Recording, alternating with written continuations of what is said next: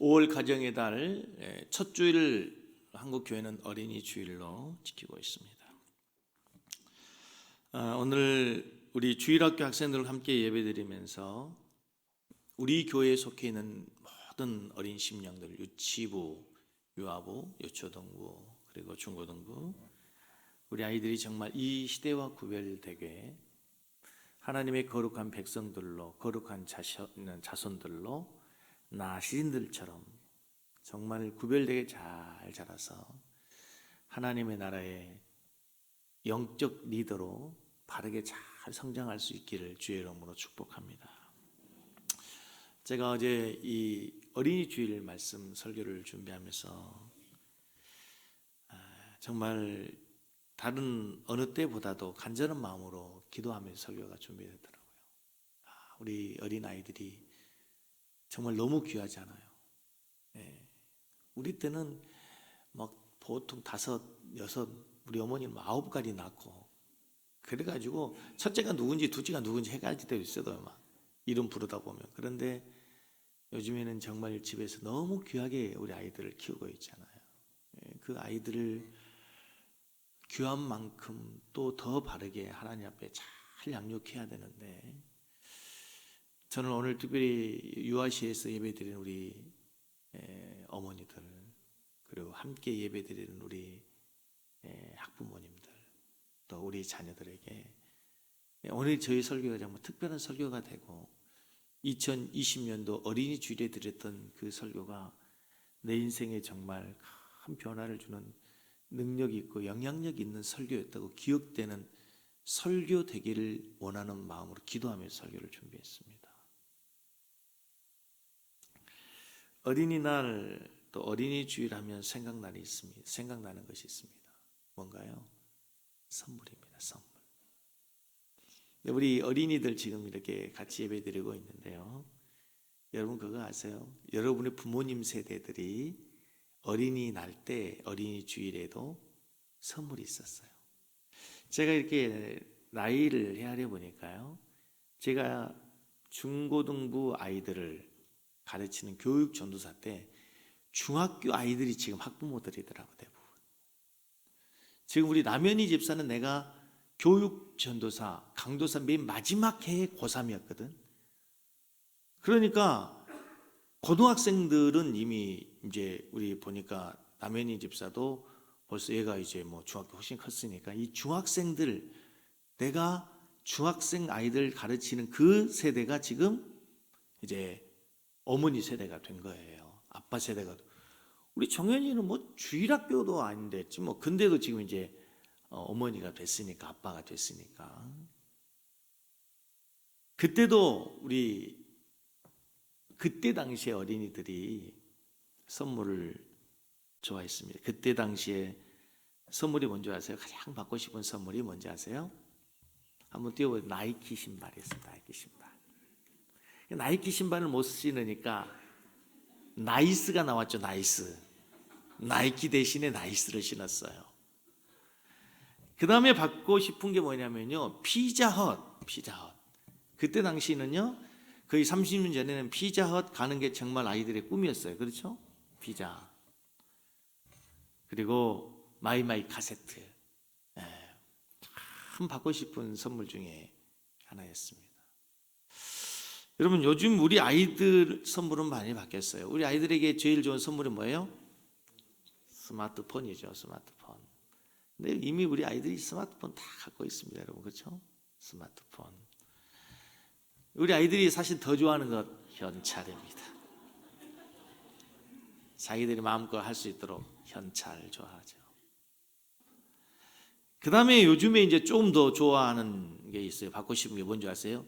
드론입니다. 드론. 그 다음에 또 우리 아이들이 갖고 싶은 선물이 있는데요. 뭐 여자아이들은 역시 인형이죠. 인형, 바비 인형.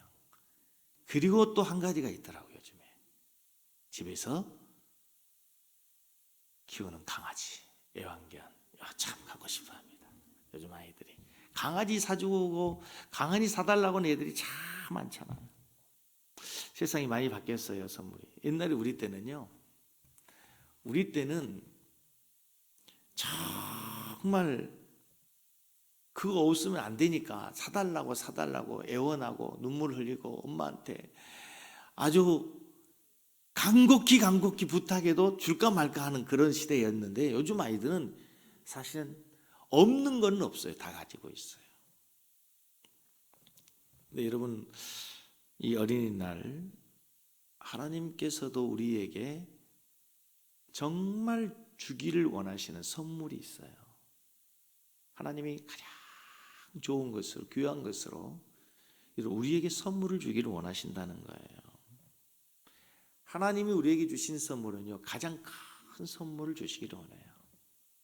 근데 그 가장 큰 선물이라고 하는 것은요, 비싸기 때문이 아니고 크기 때문이 아니고요, 거기 하나님의 사랑이 가장 많이 담겨 있기 때문에 큰 선물이라고 해요. 벌써 눈치채셨죠? 하나님께서 우리에게 주시기를 원하는 가장 큰 선물은 요한복음 3장 16절이에요. 같이 한번 읽겠습니다. 하나님이 세상을 이처럼 사랑하사 독생자를 주셨으니 이는 그를 믿는 자마다 멸망하지 않고 영생을 얻게. 하나님이 우리에게 주셨대요. 뭘 주셨냐? 독생자를 주셨대요. 독생자를. 여기 있는 우리 어린 친구들을 우리 부모님들이 누군가에게 선물로 줄 수 있겠냐고 물어보면 그 누구도 우리의 자녀들을 선물로 줄 수 있는 사람은 아무도 없어요. 우리 자녀에게 선물을 주기 위해서 내가 뭐라도 할 수 있지, 아들을 선물로 줄 수 있는 사람은 아무도 없어요. 그런데 하나님께서 우리에게 가장 큰 선물로 독생자 아들을 우리에게 주셨다는 거예요. 왜 그럴까요? 그 안에, 그분 안에 우리가 필요한 모든 것이 다 있어요.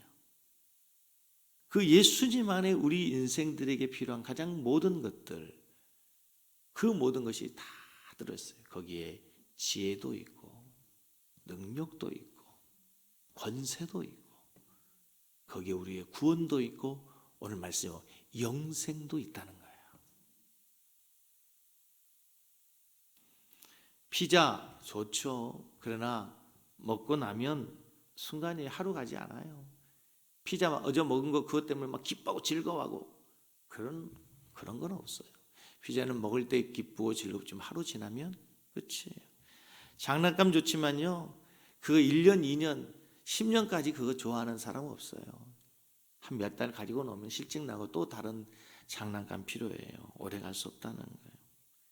그러나 하나님께서 우리 친구들에게, 우리 어린 친구들에게, 우리 인생들에게 주시기 원하는 선물은 영원한 것이에요. 시간이 지나도 환경이 바뀌어도 시대가 지나도 가치가 없어지지 않으면 영원한 생명인 예수 그리스도를 우리에게 선물로 주기를 원한다는 사실을 믿을 수 있기를 바랍니다.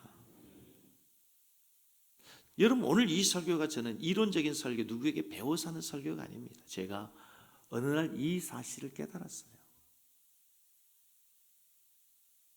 제가 어느 날 교회를 한참 다니고 세상에서 신앙을 버리고 이제 제가 탈선하고 타락하고 하나님 떠나 살다가 어느 날 하나님이 우리 인생들에게, 아니 나에게 너무나 큰 선물인 예수님을 주셨다는 사실을 깨닫고 제가 얼마나 감격했는지 몰라요. 하나님이 나를 위해서 예수님을 선물로 주셨다는 사실이 믿어지고 깨달아지는 순간 내 인생에 얼마나 놀라운 변화가 온지 몰라요. 그때 저의 삶은 정말 가난했어요. 서울 저기 미아리 꼭대기에 정말 월세방, 정말로 집도 변변치 않고요, 입고 있는 옷도 참 누추했어요. 저는 메이커라는 걸 몰랐어요. 그냥 입으면 되는 것이지 무슨 메이커를 따질 때가 어디 있어요. 그때는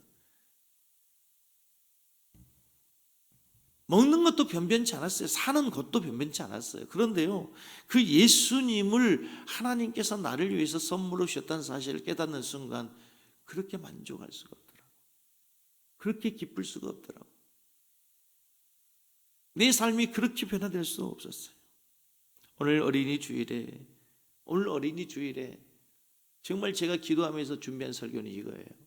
우리 아이들에게, 우리 성도들에게 정말 하나님이 보내주신 가장 귀한 선물 예수님, 그분을 여러분의 인생의 주인으로 모시고 갈 수 있기를 축복합니다. 그분을 여러분의 왕으로 모시고 여러분의 인생의 진정한 구주로 모시고 살 수 있다면, 하나님이 우리에게 보내주신 그 예수 그리스도가 우리 인생의 진정한 주인이 되는 순간 여러분의 삶은 영원한 생명을 얻게 될 줄로 믿습니다. 오늘날 우리 아이들은 변함이 없는 시대입니다. 아니, 부족함이 없는 시대예요. 정말 우리 아이들 뭐 부족한 게 있습니까? 없는 게 없잖아요. 우리 아이들은 질의 차이는 있을지 모르겠지만 없는 게 없어요. 우리 다닐 때는요, TV 있는 집 없는 집, 전화기 있는 집 없는 집, 있고 없고 있어요. 지금은 그런 게 없잖아요. 자동차도 크기의 차이지 다 있잖아. TV도 크기의 차이지 다 있죠. 핸드폰도 다 있어요. 없는 게 없어요. 우리는 모든 걸 다 갖고 있어요. 부족함이 없는 시대예요. 그런데 여러분, 세상이 정말 무섭게 변하고 있습니다. 아이들이 뭐가 필요하냐, 무엇을 가장 갖고 싶냐 하면요, 그렇게 목숨 걸고 눈물 흘리면서 엄마 나 이거 갖고 싶다고 하는 그런 것들이 지금 우리 아이들이 별로 필요 없어요. 풍족한 시대라는 거예요. 여러분, 한 가지 중요한 사실은요, 세상이 급변하고 있습니다. 과거에요, 세상이 한 번 변하기 위해서는요 1000년의 시간이 필요했습니다. 구석기에서 신석기 시대로, 신석기에서 청동기 시대로, 청동기 시대에서 철기 시대로 변화되는 1000년의 시간이 필요했어요. 그런데 여러분, 이제 철기 시대 이후에 산업혁명이 일어나면서 세상이 바뀌어 이제 100년의 시간이 필요합니다. 100년에. 그런데 정보화 시대로 오면서요, 여러분 10년 지난 기술 서적은 고서입니다. 필요가 없습니다. 10년이 지나면 세상은 완전히 바뀌어져 버립니다. 여러분, 요즘 세상이 얼마나 많이 바뀌는지, 저도 좀 어렵지만 저보다 한 세대 위에 계신 70대, 80대 된 어른들은 요즘 아이들이 쓰는 언어, 요즘 신문에 나오는 언어들을 이해하지 못해요. 얼마나 세상이 빠르게 바뀌고 있는지. 이번 코로나19는 뉴노멀 시대를 예고하고 있습니다. 뉴노멀 시대는 뭐냐면, 이전에 가지고 있던 문화나 신념, 일상의 생활들이 무너지고 새로운 개념 체제를 갖고 있는 새로운 문화가 온다는 거예요. 이 코로나 사태로 인해서 여러분, 엄청난 우리의 사회의 변화가 오게 돼 있어요. 여러분, 갑자기 금방 세상에 바뀌어지는 것 중에 하나가 뭐냐면요, 사람을 만나지 않고 물품을 구매하거나 서비스를 받는 언택트가 트렌드 용어가 되었어요. 사람을 접촉하지 않고 비대면으로, 교육도 이제 굳이 만나서 하지 않는, 학생과 선생님이 만나서 원래는 우리가 교육을 해야 되잖아. 학교를 가야 되고 학원을 가야 되는데 그러지 않고도 집에서 얼마든지 교육이 이루어지는 시대가 이미 이루어지고 있었지만 훨씬 더 앞당겨지고 있어요. 지금 미국에서 공부하고 있는 우리 딸들은요, 이미 학교 안 가고 있습니다. 지금 학교를 갈 수가 없어요. 모든 수업은 정상적으로 진행되고 있습니다. 이게 이제 갑자기 그러면서 뭐가 되냐면요, 의료 분야에서 원격 진료가 시작됐습니다. 저도 원격 진료를 며칠 전에 했어요. 제가 다니던 병원이 있어요. 거기 가려면 멀어요. 선생님이 전화했어요. 꼭 가야 됩니까? 과거에는 얼마 전까지 아니에요. 코로나 사태 이후에는 가지 않고도 전화로, 우리나라에도 지금은 언제까지 될지는 모르겠는데, 내가 굳이 서울의 병원을 가지 않아도 여기서 전화해요. 의사하고 통화해요. 진료해요. 진료하고 나서 처방전을 어디로 가냐면 내가 가까이 있는 병원으로 팩스로 보내주는 거예요. 얼마나 놀라운 시대입니까? 병원에 가서 1시간, 2시간 기다려가지고 진료받는 시대가 아니에요, 이제.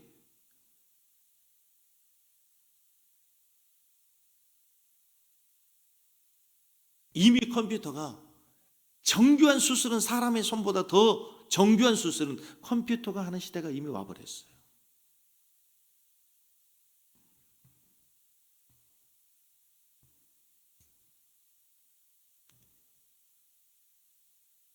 경제는 저금리, 저생산, 저소비, 저성장의 디플레이션이 장기화되면서 우리의 GNP가 3만 달러에서 점점 더 떨어질 것이라고. 이 비전문가인 제가 보기에도 세상이 너무나도 지금 급변하게 바뀌어지고 있다고. 지난주에 우리 교단에서는요, 코로나 사태 이후에 한국 교회에 어떻게 대처할 것인가 세미나가 진행되고 있어요. 여러분들이 느끼는 것보다 사회 지도자들이 느끼고 있는 이 세상의 변화는 훨씬 더 빠르게 급변하게 변화되고 있다는 거예요.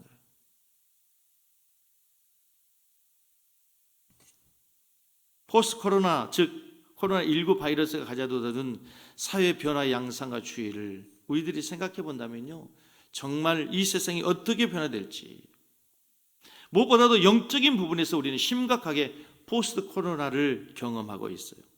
여러분, 정말 제가 몇 번 설교 때, 수요 예배 때 제가 말씀을 드린 것 같은데, 우리 집 목사들이 대단히 염려하면서 기도하고 있는 것 중에 하나가 뭔지 아세요? 지금까지 계속해서 한국 교회가 강조했던 게 목숨 걸고 주일 성수는 해야 된다. 주일 성수는 신앙의 마지막 노선이다. 마지노선이다. 이거 무너지면 다 무너진다. 제일 처음에 코로나 사태로 인해서 교회가 예배 드리지 못하고 온라인 예배로 예배를 드린다고 우리나라의 대표적인 대형 교회들이 할 때 난리가 났습니다. 일제 신사 참배에도 목숨 걸고 신앙 지키느라고 순교하면서까지 일사각오로 예배 지켰고, 6.25 때도 예배 지켰고, 제합리 교회에서는 예배 드리다가 일제 순사들이 불질러서 거기에서 전년 다 순교했는데 이게 무슨 말이냐? 그게 말이나 될 일이냐?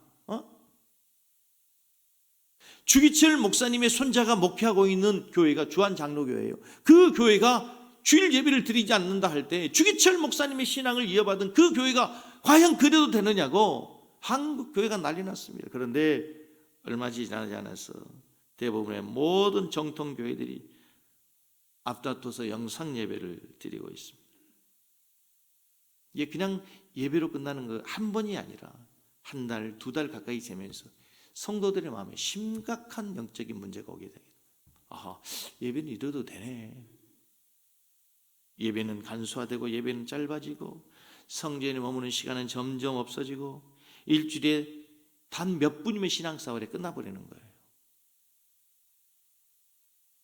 성도들의 마음에 점점 교회는 멀어지고 신앙은 멀어지고 영성은 떨어지고 영성은 고갈되고, 더 문제는 이러한 상황 속에서 성도들은 영적인 고갈, 영적인 기갈 상태인 것조차도 느끼지 못하는 무감각하면서 세상 속에 빠져 살아가고 있는 거예요. 마치 뜨거운 물에 개구리를 넣으면 개구리가 놀라서 금방 튀어나가서 살지만, 개구리를 비커에 넣고 서서히 불을 가면 그 온도가 따뜻해지니까 개구리가 좋다, 온탕에서 즐기다가 마지막에는 삶아져 죽은 것처럼 우리가 그렇게 될 수 있단 말이에요. 여러분, 오늘 지금 이 주일이 어린이 주일이면서도 불구하고 이런 설교를 하는 게 왜 중요하냐면, 어린이 주일을 맞이하면서 정말 앞으로 우리 아이들이 맞이하게 될 이 신앙생활의 사회적인 환경과 변화가 얼마나 심각하게 변화될지 우리가 인식하며 자각하면서 준비해야 된다는 거예요. 지금 여러분 옆에 있는 자녀들이 20년, 30년 후에 이 교회의 주인이 되고 우리나라의 주인이 되고 하나님의 나라의 주역들이 되어야 되는 그 시대가 어떻게 변화될지 우리가 상상도 못합니다. 어린이 주일을 맞이하면서 정말 모든 목사들이 염려하고 근심하고 하나님 앞에 죄송한 게 있어요. 저도 정말 하나님 앞에 너무나 죄송한 것 중에 하나가 한국교회 주일학교를 생각하면 너무나 가슴이 아파요. 죄송한 얘기인데요, 지금 현재 우리 교회의 주일학교 아이들 학생의 수가 우리 교회가 지하실에 있을 때 학생의 수하고 똑같아요. 지하실 개척교회에 있을 때 학생의 수가 지금 우리 주일학교 아이들의 학생의 수와 똑같아요. 중고등부 아이들의 숫자도 마찬가지예요. 더 놀라운 사실은 여러분, 한국 교회에 주일 학교가 없는 교회가 숫자적으로 50%가 넘는다는 거예요. 한국 교회의 미래가 있습니까? 비관적으로 얘기하자는 게 아니라 한국 교회의 미래가 뭡니까? 우리입니까? 우리는 30년, 40년 후면 다 우리는 이 세상에서 주역에서 물러날 세대들이고, 지금 10살짜리들, 15살짜리 이 아이들이 이 교회 주역들이 돼야 되는데 그 아이들이 없어요, 교회에. 심각한 문제가 아닙니까, 여러분? 아이들을 안 낳기 때문에, 아이들이 바쁘기 때문에, 여러 가지 환경 때문에, 그러한 이유 때문에 우리가 그러한 이유를 들어서 한국 교회를 방치할 수는 없지 않습니까? 우리가 예배당 이렇게 잘 지었는데, 정말 기도하며 지었는데, 여러분 30년 후에 이 예배당이 어떻게 될 거라고 여러분 생각하십니까? 저는 물론 우리가 기도하고 정말 우리 아이들을 잘 길러서 이 교회가 지금보다도 30년 후에는 더 크게 쓰임받고 더 귀하게 쓰임받는 교회가 될 줄로 믿습니다. 그러나 그것이 우리가 믿음으로만 아멘 한다고 된다는 것이 아니라는 거예요, 여러분. 현실적으로 우리 아이들의 신앙을 우리들이 책임져서 우리들이 그들을 이 시대의 나시린으로, 이 시대에 구별된 자녀들로 신앙을 무장시키지 않으면 여러분, 교인이 점점 텅텅 비어져 갈 거라는 거예요.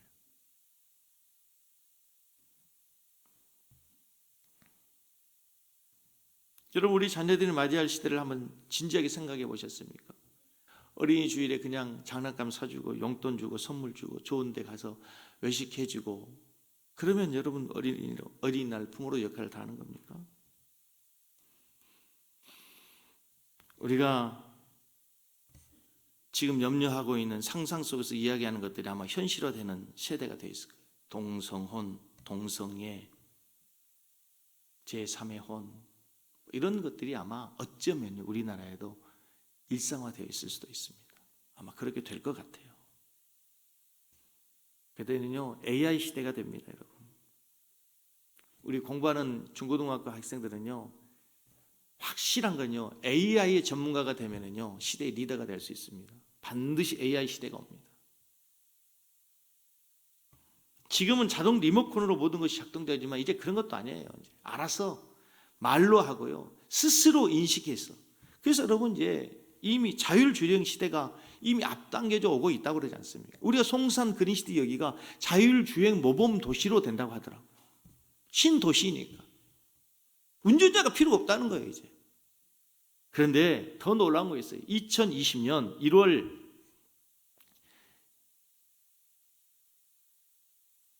미국에서 자동차 회사들이 앞으로 미래의 자기 회사들의 청사진, 미래의 계획, 그런 것을 발표하는 그 전시회에 현대의 그 정의선 부회장이 앞으로 현대가 추구하고 있는, 계획하고 있는 미래의 현대 자동차를 이렇게 소개했어요. 동영상 한번 보여줘 보시겠어요? 이게 여러분 지금은 동영상이지만 이런 시대가 진짜 옵니다.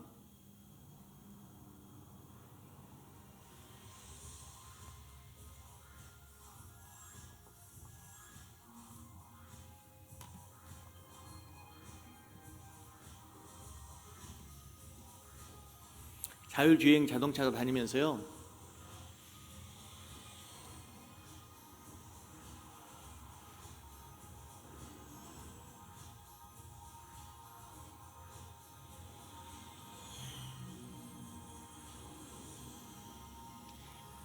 이게 자동차와 비행기가 합쳐진 거예요. 땅으로 다니는 건 너무 복잡해. 이게 현대에서 앞으로 20, 30년 내에 실현하겠다고 계획한 프로젝트를 발표한 거예요.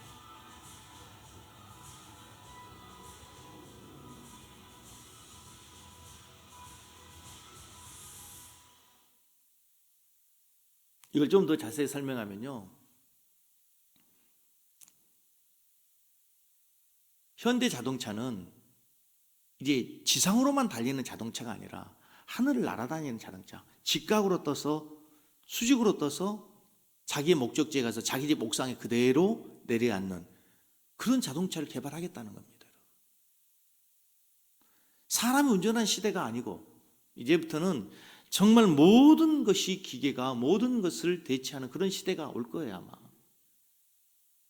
그리고 또 하나의 시대가 VR 시대입니다. 이게 뭐냐면요, 가상의 세계를 현실의 세계로 느낄 수 있도록 안경 하나를 쓰면요, 우리가 굳이 나야가라 폭포를 갈 필요가 없어요. 내가 그 하나를 쓰면 가상의 세계로 가서 나야가라 폭포에 그 폭포에서 떨어진 느낌을 그대로 느낄 수 있어요. 에베레스트 산에 굳이 올라갈 필요 없다니까. 산소통 메고 죽음의 위협소 갈 필요 없어요. 내가 그 가상의 세계에 안경을 쓰고 뭐 하나를 끼고 그 들어가면요, 에베레스트 산에서 느끼는 그 어떤 공포감과 그 스릴과 그 모든 것을 그대로 느낄 수 있다는 거예요, 여러분.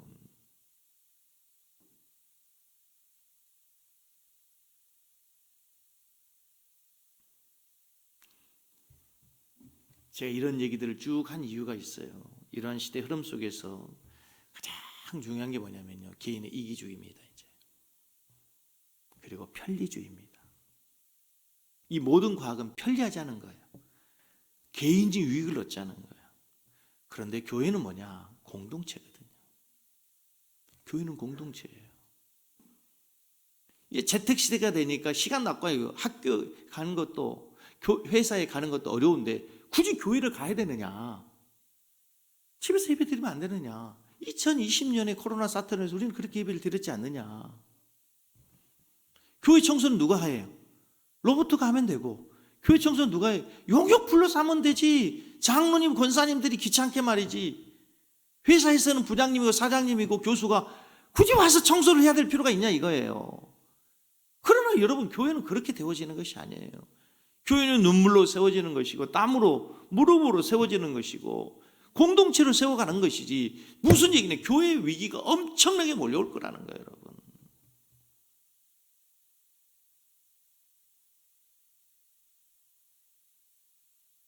세상은 무섭게 변한데도 불구하고 교회는 여전히 진리를 붙들어야 하고 하나님의 말씀을 대적하는, 하나님의 말씀과 정면적으로 부딪히는 이 세상의 흐름 속에서 교회는 여전히 하나님의 진리의 말씀을 붙들고 하나님만을 섬기는 예배를 지켜가야 되는 그 사명과 숙제가 우리와 우리 자녀들에게 있다는 거예요. 지금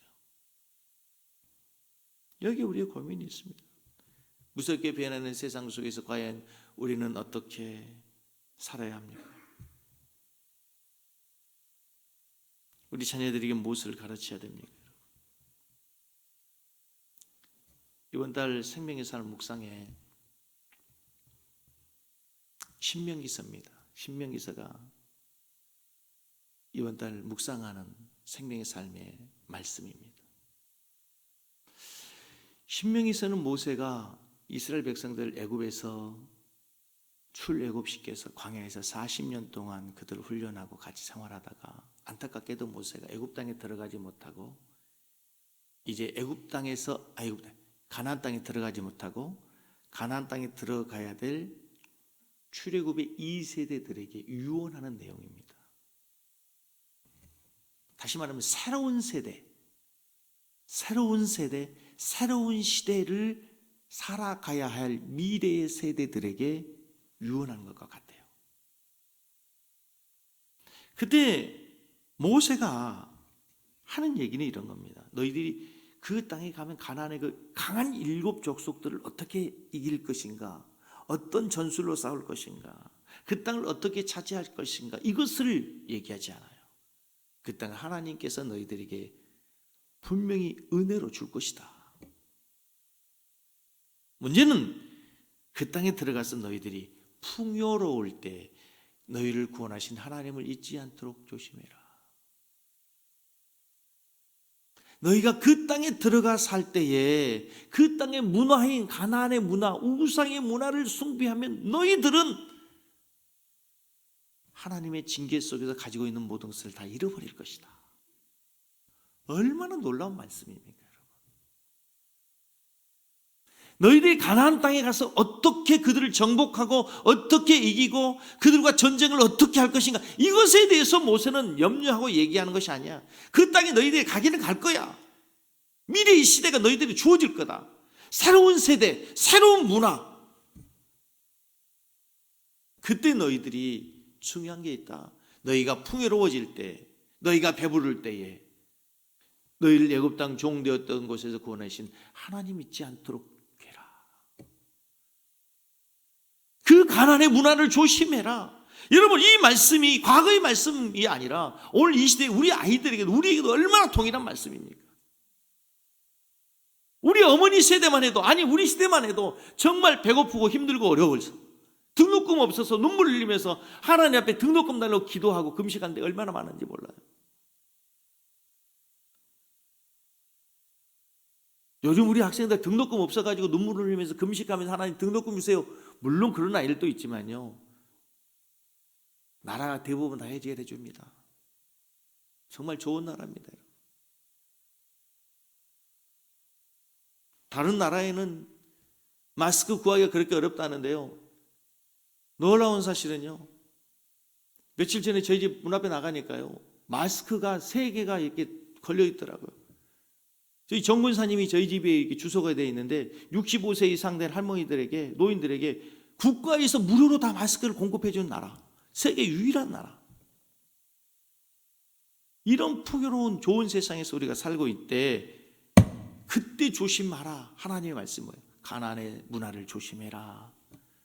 너희를 구원하신 하나님을 잊지 않도록 조심해라. 여러분, 모세 시대에도 그랬고 예수님 시대에도 그랬고 지금도 여전히 우리 인간들에게는 죄 용서함이 필요한 죄인들이고 우리의 죄를 용서해 주시는 예수 그리스도가 필요하다는 사실을 믿으시기 바랍니다. 물질적인 풍요와 과학의 혜택이 필요할수록, 발달할수록, 인간의 기술이 높아질수록, 하이테크 시대가 오면 올수록 우리의 심령에 뭐가 필요하냐면 하나님의 터치, 성령의 터치, 하늘의 터치, 하이터치가 필요하다는 거예요. 사람은요, 여러분, 가까운 뉴스에 보면은 우리의 눈살을 찌푸리는 재벌 3세들, 4세들, 그 재벌집 자녀들이요, 대부분 오르는 구설주가 뭐냐, 마약입니다. 마약. 그 아이들은 모든 게 다 했거든, 다 해봤거든, 다 누렸거든. 그 채워지지 않는 거야. 채워지지 않는 거야. 채워지지 않는 거예요. 명품도 사봤을 것이고 좋은 거 먹어봤을 것이고 좋은 데 가서 즐겨보고 다 해봤는데 채워지지 않으니까 하지 말아야 될 마약에 그들이 손을 대는 거예요. 무슨 일? 우리의 인간의 육신은 땅에서 왔기 때문에 땅에서 나는 것을 먹어야 되는데 그것으로만 채워지는 존재가 아니라는 거예요. 동물이 마약하는 거 봤습니까? 동물은 그런 게 필요 없어요. 육신적인 돼지를 먹여주면 배부르면 끝이에요. 모든 동물들은 먹여주면 그것으로 끝이에요. 만족해요. 그런데 인간은 배부른 것으로 만족할 수 없어요. 왜냐? 하나님의 영으로 지음받은 우리의 영혼이라는 게 있어서 그래요. 그 영혼이 채워지지 않으면 우리는 절대로 만족할 수 없어요. 아무리 많은 것을 누리고 아무리 많은 것을 소유하고 살아도 만족할 수가 없는 존재, 그게 독특한 인간이라는 거예요. 하나님의 말씀을 좀 정리해야 되겠습니다. 앞으로 30년, 그리고 300년 후에도 사회는 변하고 문화는 변하고 세상은 바뀌어질 거예요. 그러나 인간의 본질은 변하지 않습니다. 우리 아이들 시대에도 세상이, 환경이 바뀌어지고 아무리 많은 것, 풍요로운 것을 누린다 해도 인간의 본질은 바뀌어지지 않아요. 인간의 육신과 영혼이 같이 있어서 우리의 영혼이 채워지지 않으면 절대로 인간은 만족할 수 없다는 거예요. 육체가 편해지면 평화해질수록, 풍요로우면 풍요로워질수록 사람은 또 다른 공허를 느껴요. 뭐예요? 인간의 영혼이 만족할 수 없기 때문에. 그것을 어디서 채웁니까, 여러분? 그것을 어디서 채웁니까? 여러분, 코로나 사태를 겪으면서 예배드리지 못하면서 여러분 가정에서 예배드리면서 뭘 느끼셨나요? 집에서 예배드리니까, 인터넷 예배드리니까 어떤 영적으로 충만해지던가요? TV 앞에 놓고 정성껏 예배드리니까 어떻게 여러분 영혼이 살아나던가요? 그게 문제입니다, 여러분. 가정에서 TV 보면서 성령의 불이 임하지 않습니다. 자가 발전 한계가 있어요. 장작도 모여야 불이 타고 티끌도 모아야 태산이 된 것처럼 교회 성도들도 함께 모여야 영적인 불이 임하게 되어 있어요. 그래서 교회는 공동체라는 거예요. 저의 계속되는 지금 오늘 설교의 중심 주제는 뭐냐면 앞으로 사회는 발전하면 발전할수록 개인주의로 갑니다. 이기주의로 갑니다. 헌신하고 희생하지 않습니다. 그러나 교회는 모여야 되는 거예요. 헌신하면서 시간을, 육체를 희생하면서. 왜? 그래야 하나님의 성령의 은혜가 우리에게 임하고 성령의 불이 임하고 그래야 우리의 영혼이 만족되고 그래야 우리가 하나님의 자녀로서 능력 있는 삶을 살 수 있기 때문에 그래요.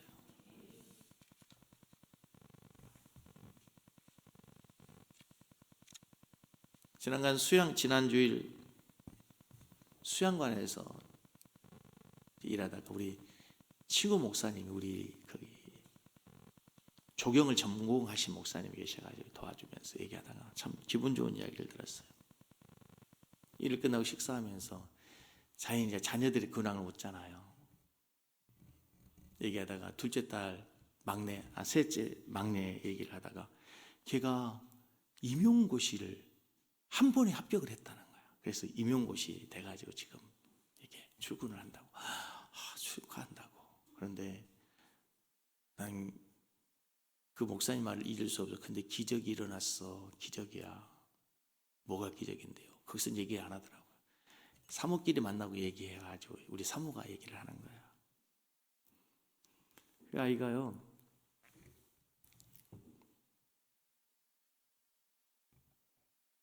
요즘 임용고시 정말 어렵잖아요. 진짜 고시예요, 고시 정말. 옛날에는 외모고시, 행정고시, 사법고시만 있어요. 요즘은 진짜 고시들이 진짜 고시예요. 근데 그 아이가 서울에 있는 대학이 아니고 천안에 있는 비대학, 좋은 대학이 아니에요. 우리가 말하는. 근데 그 아이가 남자친구가 있었는데 헤어지게 됐대요. 왜 헤어지게 됐냐면 남자친구가 있는데 자꾸 같이 잠자리를 하자는 거예요. 그래서 나는 그럴 수 없다. 하나님 말씀에 그것은 죄고 나는 그럴 수 없다. 그랬더니 그 남자친구가 그럼 자기는 헤어져야 되겠다. 하나님 말씀대로 살겠다고 했는데 헤어지고 나서 이 아이가 얼마나 마음이 아팠겠어요. 그리고 그때부터 기도하면서 이제 아이가 공부를 하기 시작했대요. 정말 열심히 했대요. 그런데 그 아이를 가르쳐주고 뭐하고 했던 사람은 다 떨어졌는데 그 아이만 하나가 됐는데 더 놀라운 것은 그 커트라인 점수, 공무원 점수가 다 1, 2점에서 왔다 갔다 하잖아요. 커트라인보다 15점이 높았대. 15점이.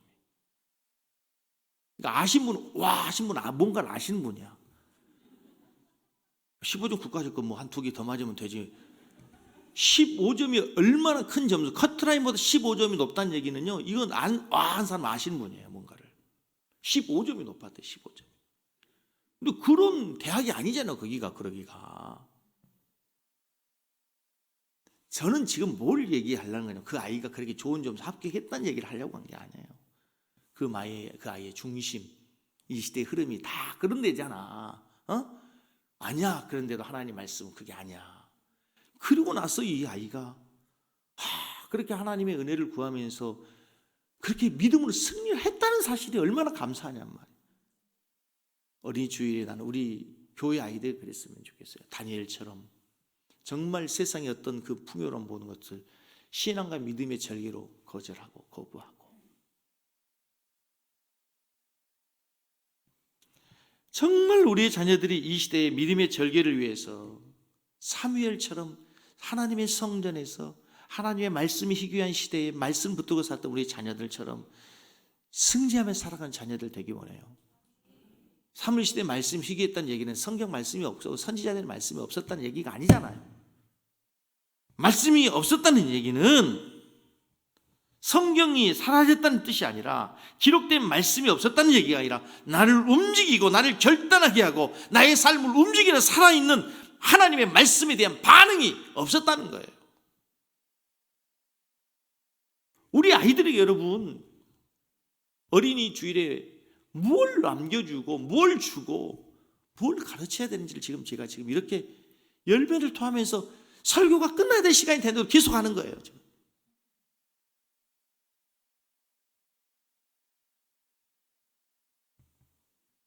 이 섬기는 교회 우리 자녀들이, 저는 정말 이 시대에 하나님이 거룩하게 구별된 자녀들로 정말 말씀의 법을 따라 살아가는 자녀들 되기 바랍니다.